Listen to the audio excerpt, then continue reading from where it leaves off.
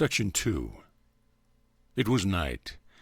The moon, veiled by dark clouds, cast but an uncertain light on the crags of lava that hemmed in the Solfatara.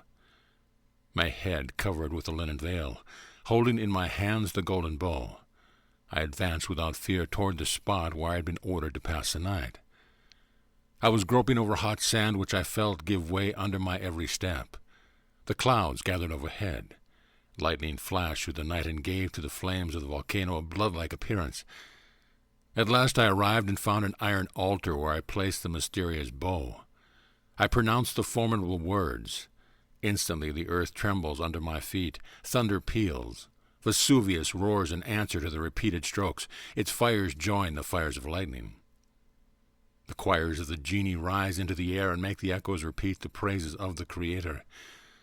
The hollowed bow which I had placed on the triangular altar suddenly is ablaze. A thick smoke envelops me. I cease to see. Wrapped in darkness, I seem to descend into an abyss. I know not now how long I remained in that situation. When I opened my eyes, I vainly looked for the objects which had surrounded me a little time ago. The altar, Vesuvius, the country round Naples had vanished far from my sight. I was in a vast cavern, alone, far away from the whole world. Near by me lay a long white robe. Its loosely woven tissue seemed to me to be of linen.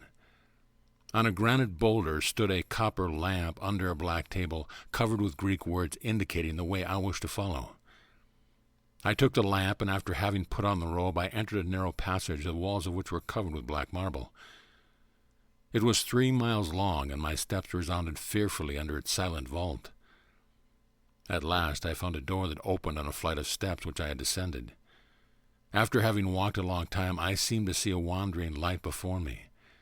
I hid my lamp and fixed my eyes on the object which I beheld. It dissipated, vanishing like a shadow. Without reproach of the past, without fear of the future, I went on. The way became increasingly difficult, always confined within galleries composed of black stone blocks. I did not dare to guess at the length of my underground travel. At last, after a long, long march, I came to a square chamber. A door in the middle of each of its 4 sides opened. They were of different colors, and each door was placed at one of the 4 cardinal points. I entered through the north door, which was black. The opposite one was red. The door to the east was blue, and the one facing it was a dazzling white. In the middle of this chamber was a square mass. On its center shone a crystal star. On the north side was a painting representing a woman naked to the waist. A black drapery fell over her knees, and 2 silver bands adorned her garment. In her hand was a rod which she placed against the forehead of a man facing across the table, which stood on a single support and bore a cup and a lance head. A sudden flame rose from the ground and seemed to turn toward the man. An inscription explained this picture. Another indicated the means I was to employ in order to leave this chamber.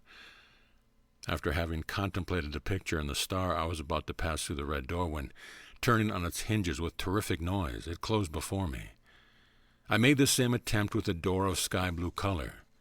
It did not close, but a sudden noise induced me to turn my head. I saw the star flicker, rise from its place, revolve, then dart rapidly through the opening of the white door. I followed it at once.